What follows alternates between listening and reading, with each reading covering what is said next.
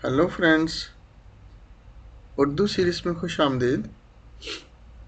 इस वीडियो के अंदर हम सीखेंगे इंक्रीमेंट कमांड को फैटिक पीएलसी के अंदर कैसे यूज़ किया जाता है और क्यों यूज़ किया जाता है।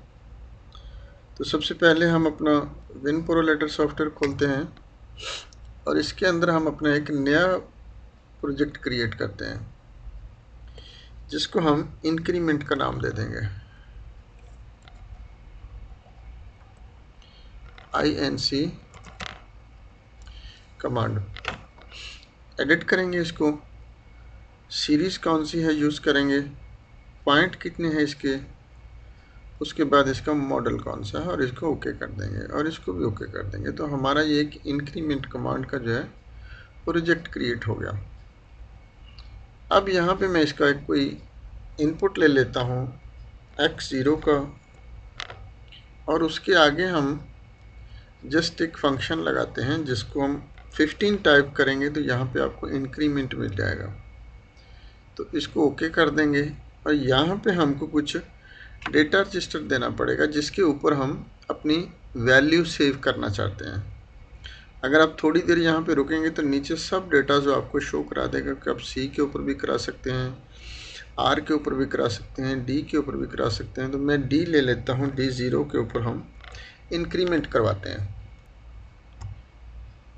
जी। तो इसके बाद हम अपने इस प्रोग्राम को PLC के अंदर रन कर देते हैं और ओके करेंगे तो हमारा प्रोग्राम रन हो गया। तो अब हमारा D0 के ऊपर जो है वैल्यू 100 खड़ी है जो किसी पुराने प्रोग्राम की है। इसको हम डिलीट कर देते हैं। एक बार इसको मैं 0 कर देता हूँ, ठीक है। तो अभी जैसे ही हम x0 के ऊपर सिग्नल देंगे तो हमारा 1 बाई 1 सिग्नल जो है वो उसके ऊपर जमा होने शुरू हो जाएंगे। लेकिन ये ऐसा क्यों हो रहा है, जैसे आप देख रहे हैं कि मैं जैसे ही सिग्नल दे रहा हूँ तो इसके ऊपर एकदम से बहुत सारी पल्सेस आ गई। क्यों आ गई पल्सेस? क्योंकि हमने पीछे x0 को डायरेक्ट इस्तेमाल किया है। जब भी कभी आपको ये इंक्रीमेंट की कमांड यूज़ करनी है तो आपको ये x0 यूज़ नहीं करना है, आपको यहाँ से यूज़ करना है। तो मैं इसको एक बार स्टॉप करता हूँ PLC को और मैं ये वाला जो है TU कॉन्टैक्ट यहाँ पे लगा देता हूँ और इसको एंटर कर देता हूँ। अभी फिर से हम एक बार इसको डाउनलोड कर देंगे। मैंने इसीलिए उसको यूज़ किया था कि ताकि आपको इस चीज़ की समझ लग सके कि जब भी कभी हमने इसको यूज़ करना है तो फिर हमने x0 के इस TU कॉन्टैक्ट को यूज़ करना है, डायरेक्ट x0 को यूज़ नहीं करना है। क्योंकि ये x0 आपका कोई बाहर से सिग्नल हो सकता है, लिमिट स्विच का सिग्नल हो सकता है, किसी सेंसर का सिग्नल हो सकता है, कोई भी चीज़ ये आपकी हो सकती है। और एक चीज़ इसके अंदर हम लगा लेते हैं यहाँ पे कि मैं एक यहाँ पे एक दूसरा कॉन्टैक्ट और लगाता हूँ। एक बार हम इसको फिर से स्टॉप करते हैं। मैं यहाँ से और एक कॉन्टैक्ट लेता हूँ जिसको मैं x1 का नाम दे देता हूँ और यहाँ पे मैं एक मूव की वैल्यू लगाऊंगा। यहाँ पे मैं मूव की वैल्यू लगाऊंगा, MOV लिखेंगे तो मूव की वैल्यू आ जाएगी, सॉरी।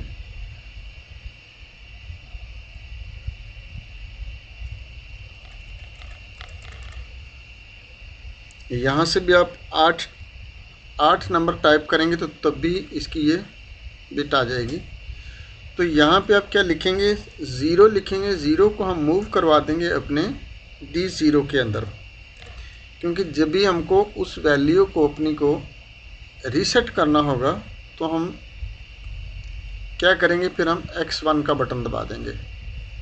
अभी ये हमारा प्रोग्राम PLC के अंदर डाउनलोड हो गया। अभी मैं एक बार x1 को दबाता हूँ तो आप देखेंगे कि ये हमारी वैल्यू जो है वो 0 मूव हो जाएगी हमारे D0 के अंदर। अब देख पा रहे हैं कि हमारा D0 0 हो गया। अब दोबारा से हम x0 के ऊपर सिग्नल देना शुरू करते हैं। तो जैसे ही आप सिग्नल देंगे, अब देखेंगे जितनी बार आपका सिग्नल आएगा वो उतने ही इंक्रीमेंट होंगे। तो अब देख पा रहे हैं कि वैल्यू जो है हमारी स्मूथली सिंगल पल्स के ऊपर सिंगल बढ़ रही है।